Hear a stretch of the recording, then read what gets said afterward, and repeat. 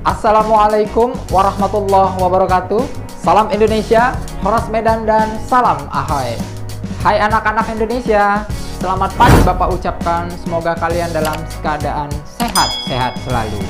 Kali ini bersama Bapak Rusdian Effendi, kita tetap belajar bahasa Indonesia untuk siswa kelas 7 di semester genap ini tentang menganalisis dan menelaah dari struktur kebahasaan dari teks yang disebut teks puisi rakyat. Nah, di kompetensi dasar 3.10 kita nanti mencoba untuk menelaah struktur dan kebahasaan puisi rakyat, baik itu pantun, syair, maupun gurindam yang dibaca ataupun didengarkan. Di 4.10 kita nanti mencoba untuk mengungkapkan gagasan, perasaan, pesan dalam bentuk puisi rakyat secara lisan maupun secara tertulis dengan memperhatikan struktur, rima, dan penggunaan bahasanya. Setelah pembelajaran ini selesai, diharapkan Ananda nanti mampu untuk menelaah struktur pantun, kemudian mampu menelaah struktur gurindam, dan menelaah struktur syair, serta pada akhirnya Ananda nanti mampu menyajikan pantun, gurindam, dan syair. Baik Ananda, sekarang kita masuk ke bagian tahapan menelaah struktur pantun. Perhatikanlah gambar berikut ini. Nah, di sini ada 4 baris yang belum kita tulis bentuk pantunnya. Nah, dari 4 baris ini kita ketahui bahwa struktur yang pertama dari sebuah pantun harus terdiri dari 4 baris. Dan ingat, persajakan akhirnya itu harus ABAB. Dan 2 baris pertama berbentuk sampiran, 2 baris kedua berbentuk isi. Itu yang menjadi pedoman pada saat kita akan menelaah sebenarnya struktur apa yang ada pada teks tersebut. Dalam menelaah struktur pantun, kita harus memahami dulu apa sih sebenarnya pola pengembangan dalam struktur pantun. Mengapa demikian? Karena dari sampiran dan isi akan ketahuan dia jenis pola-pola yang sering muncul di dalamnya. Nah, apa sih pola pengembangan itu maksudnya? Maksud dalam pola pengembangan ini adalah bagaimana cara kita mengembangkan pola pikir kita dalam mengkaitkan antar satu bentuk sampiran dengan bentuk isinya. Nah, pola pertama adalah pola pengembangan antara kalimat perintah, kalimat saran. Perhatikanlah contoh berikut ini. Di dalam contoh ini terdapat berapa pola kalimat perintah dan kalimat saran. Buanglah sampah pada tempatnya, jangan membuang di tengah jalan. Kata buanglah itu menyatakan perintah. Selanjutnya, kalau kita tidak mau bertanya, tidak bisa mencapai semua harapan. Ada kata saran di situ. Kalau tidak mau bertanya, tidak bisa mencapai. Nah, ini bentuk saran. Oke. Pola pengembangan yang kedua dalam pantun biasanya menggunakan pola repetisi dan kalimat saran. Artinya di sini pada bentuk sampirannya menggunakan pengulangan-pengulangan kata. Makanya disebut dengan kata repetisi. Seperti pada kata penghasil batik di Yogyakarta, penghasil ulos di Sumatera Utara. Kata penghasil-penghasil itu muncul seperti sebuah repetisi. Sementara kalimat berikutnya, kalau kamu memiliki cita-cita, hendaklah mau sedikit sengsara. Kata hendaklah itu menyatakan saran kepada kita semua. Oke. Nah, pola pengembangan ketiga adalah pola pengembangan kalimat repetisi dengan kalimat perintah. Tadi sudah Bapak katakan bahwa repetisi itu terjadi pengulangan-pengulangan pada kata-kata awalnya. Seperti itu. Membeli buku di daerah pecinaan, membeli buku lebih dari 1. Itu kata membeli 2 kali muncul. Kemudian kalimat perintah. Janganlah menunda-nunda pekerjaan. Hindari menyia-nyiakan waktu. Kata janganlah menunjukkan sebuah kalimat perintah. Yang keempat, dia menggunakan pola pengembangan kalimat penambahan dengan kalimat ajakan. Maksud kalimat penambahan ini artinya adalah pada bagian sampiran, 2 baris pertamanya itu saling menambahi kata-kata maknanya. Seperti di Bengkulu, tumbuh bunga rafflesia. Kata bunga itu ditambahi lagi kalimatnya menjadi bunga unik tanpa duri. Nah, ini penambahan kalimat-kalimat baru. Kemudian untuk kata ajakannya, alangkah indahnya alam Indonesia, marilah kita agar lestari. Pada kata marilah menyatakan ajakan. Makanya polanya kalimat penambahan plus kalimat ajakan. Oke. Selanjutnya, yang kelima, menggunakan pola kalimat pertentangan dan kalimat ajakan. Maksudnya di sini, pada bagian sampiran, dia menggunakan pertentangan penampakan antara kalimat pertama dengan keduanya di sampiran bertentangan. Contoh, Fata Morgana ternyata seru, namun indahnya tiada terkira. Kata namun itu menyatakan pertentangan di dalamnya. Selanjutnya, patuhilah selalu nasihat ibumu, agar hidupmu tiada sengsara. Pada kata patuhilah itu menyatakan ajakan. Baik Ananda, sekarang kita masuk ke bagian pola pengembangan gurindam. Ingat, gurindam itu berbeda dengan pantun. Kalau pantun tadi 4 baris, gurindam hanya 2 baris. Kalau pantun bersajak ABAB, gurindam AA. Dan dia berisi semua nasihat. Dan semuanya isi. Nah, pola hubungan di sini yang pertama menggunakan pola penghubungan pengandaian dan syarat. Seperti contoh pada kalimat ini. Apabila kelakuan baik berbudi, hidup menjadi indah akan merugi. Tak akan merugi maksudnya. Nah, kata apabila di sini menyatakan pengandaian. Kemudian yang menyatakan syarat. Jika kamu terus menunda, hilanglah sudah kesempatan berharga. Kata jika menyatakan syarat pengandaian. Pola pengembangan yang kedua dalam gurindam adalah menggunakan pola hubungan perintah dan tujuan. Nah, di dalamnya ini menggunakan contoh sebagai berikut. Jagalah hati, jagalah lisan. Itu menunjukkan perintah. Kemudian di kalimat berikutnya itu, masa lalu biarlah berlalu. Masa depan teruslah kau pacu. Itu menyatakan tujuan. Oke. Baik Ananda, kita sudah masuk ke bagian pola pengembangan syair. Pola pengembangan syair menggunakan pola pengembangan menyapa dan kalimat perintah. Ini diketahui dari kalimat-kalimat awal, dia menggunakan kalimat-kalimat sapaan. Nah, biasanya menggunakan kalimat sapaan seperti hai, wahai. Nah, seperti itulah kalimat-kalimat awalnya. Seperti contoh ini. Wahai muda arif budiman, hasilkan kemudi dengan pedoman.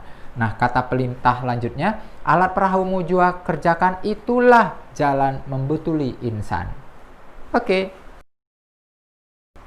Pola pengembangan yang kedua dalam syair adalah pola pengembangan kalimat saran dan kalimat tujuan.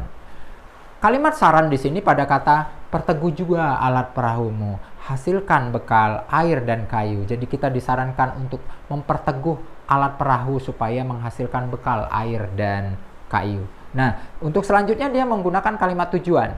Dayung pengayuh taruh di situ supaya laju perahumu itu. Nah, di situ menyatakan tujuan dalam hal ini. Baik Ananda, kita sudah menganalisis unsurnya. Sekarang kita masuk ke bagian kebahasaannya. Unsur kebahasaan dalam teks cerita rakyat ini biasanya menggunakan unsur-unsur kalimat-kalimat perintah seperti pertama ini. Kalimat perintah adalah kalimat yang berisi atau bermaksud untuk memberikan perintah atau suruhan kepada orang lain. Seperti contoh ini, buanglah sampah pada tempatnya. Itulah contoh dari kalimat berbentuk pantun ini. Ciri bahasa yang kedua adalah menggunakan kalimat saran.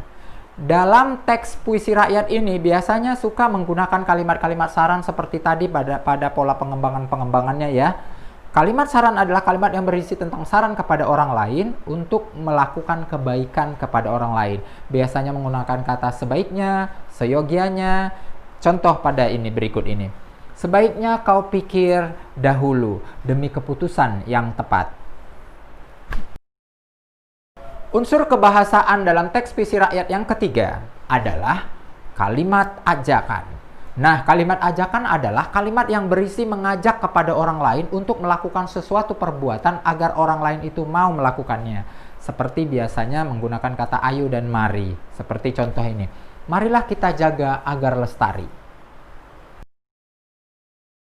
Unsur kebahasaan yang keempat, menggunakan kalimat seru. Nah, kalimat seru ini adalah kalimat yang mengungkapkan rasa hati seperti rasa kagum, rasa sedih, heran, senang, dan sebagainya. Seperti pada kata alangkah, betapa, bukan main, enak-eloknya. Contoh, pada kalimat ini. Alangkah indahnya alam Indonesia ini. Wahai pemuda Indonesia, teruslah berjuang melestarikan budaya kita. Oke. Kalimat kelima adalah kalimat larangan. Unsur ini merupakan unsur dalam kalimat yang berisi larangan agar orang lain tidak melakukan atau mengadakan kegiatan seperti apa yang diperintahkan orang lain. Seperti menggunakan kata jangan, hindari, seperti contoh berikut ini. Jangan berprasangka buruk kepada sesama. Nah, yang keenam, biasanya dalam ciri-ciri kebahasaan ini menggunakan kata-kata penghubung yang sering digunakan dalam puisi rakyat ini.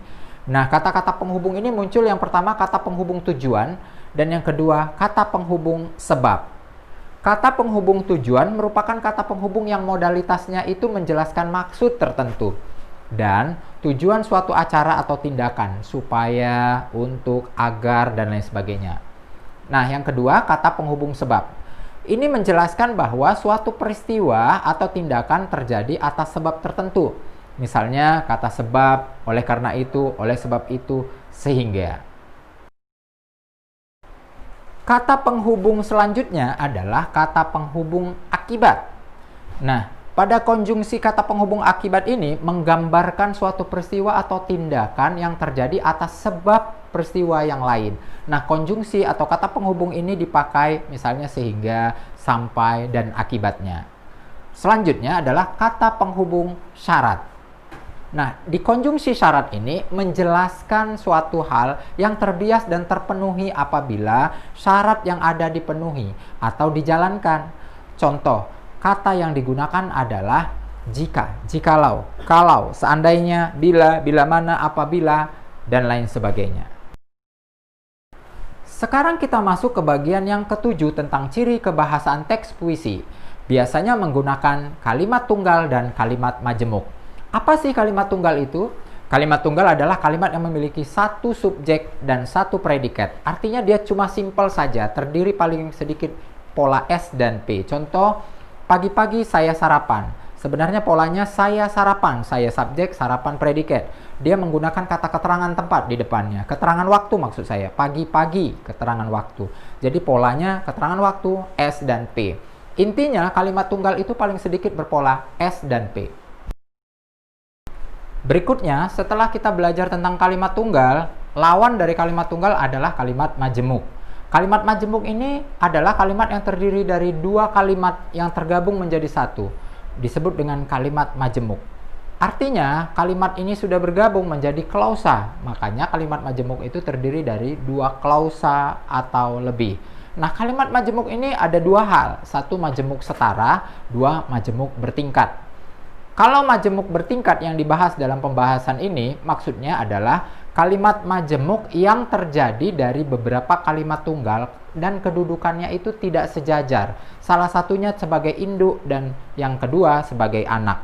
Berbeda dengan kalimat majemuk sejajar atau setara yang berdirinya setara. Tinggal menambahi konjungtor dan, lalu, atau, kemudian, dan lain sebagainya.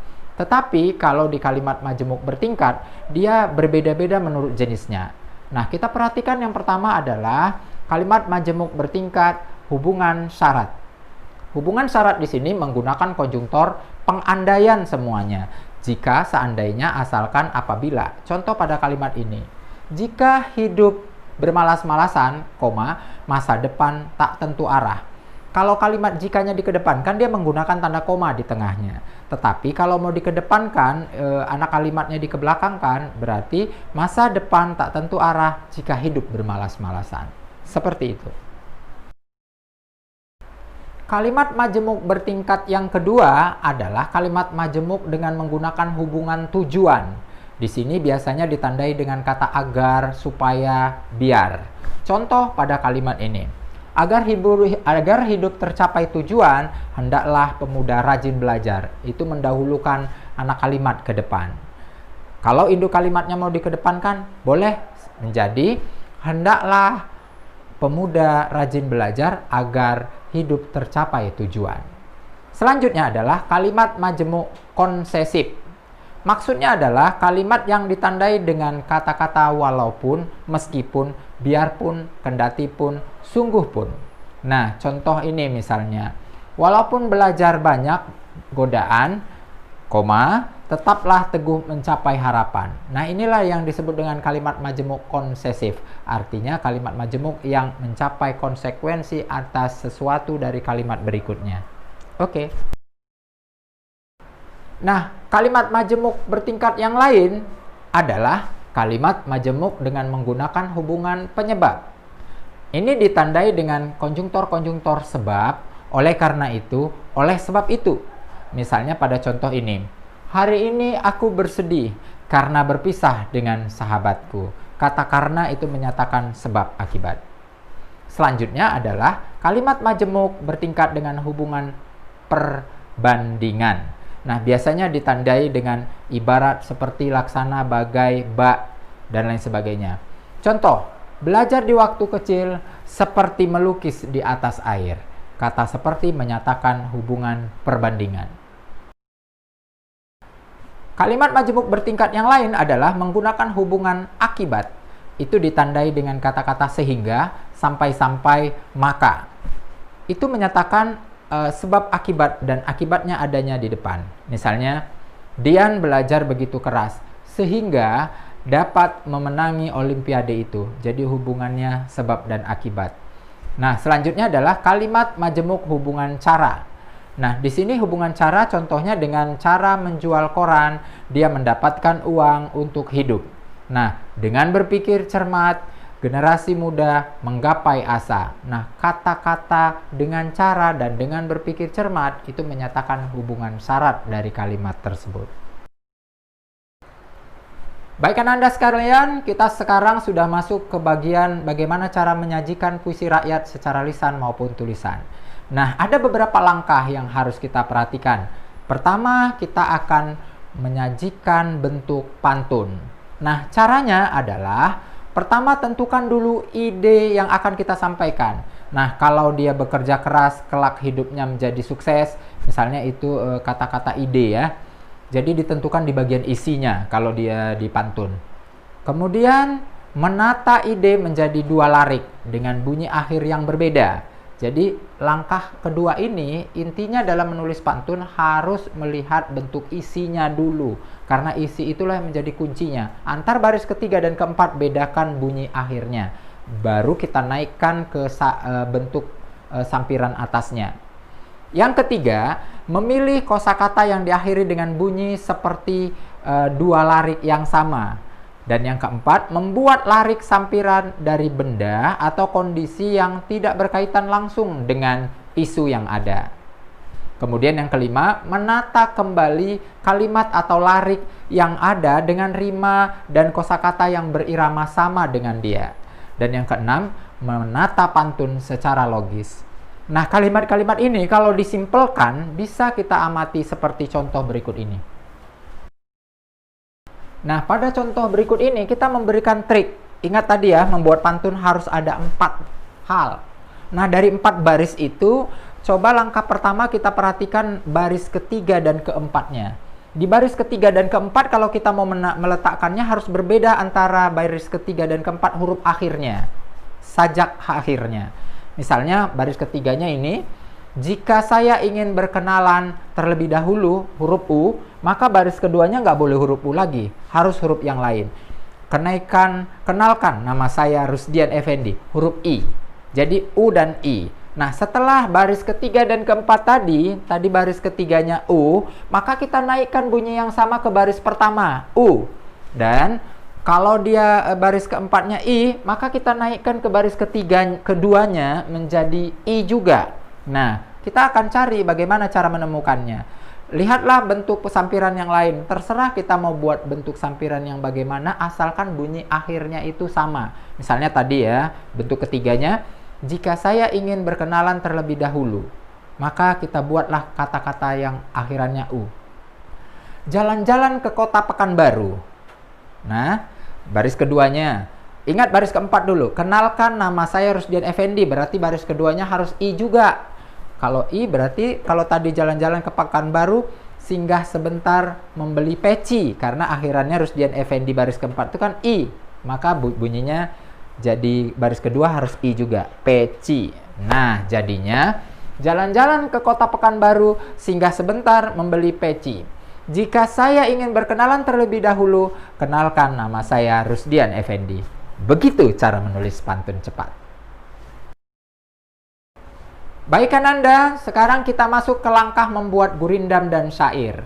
Nah, membuat gurindam dan syair ini caranya hampir sama dengan langkah menulis pantun. Hanya saja disesuaikan dengan syaratnya yang berbeda. Ingat tadi kalau gurindam bentuknya 2 baris dan bersajak AA dan dia kedua-duanya itu harus isi.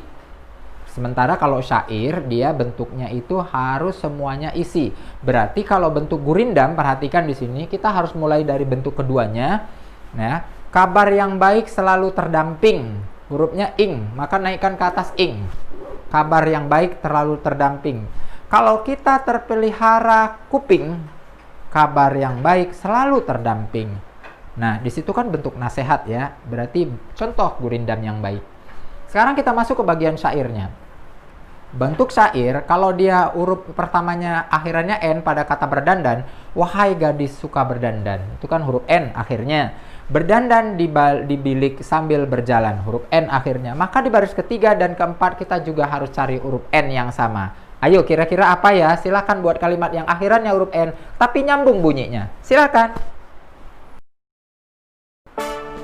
Nah, Ananda, kita sudah belajar bagaimana cara menulis dan membuat pantun itu. Nah, sebelum diakhiri, Bapak akan memberikan tugas kepada kalian. Buatlah 6 bentuk pantun sesuai dengan jenisnya masing-masing yang terbuat dari hasil karyamu sendiri. Ingat ya, cara buat pantun tadi dari baris ke mana? Ya, baris ketiga dan keempat, baru naikkan bunyinya itu ke baris pertama dan kedua. Baru kalian buat sampirannya yang sesuai aja huruf akhirnya. Oke, kumpulkan di kertas lembar, kirim ke WA. Jangan lupa tuliskan nama dan kelasnya di sudut sebelah kanan atasnya. Baik Ananda, sampai di sini pembelajaran kita. Mudah-mudahan bermanfaat buat kita semua. Bapak akhiri pelajaran kita ini. Assalamualaikum warahmatullahi wabarakatuh. Salam Indonesia, Horas Medan, dan salam Ahoy.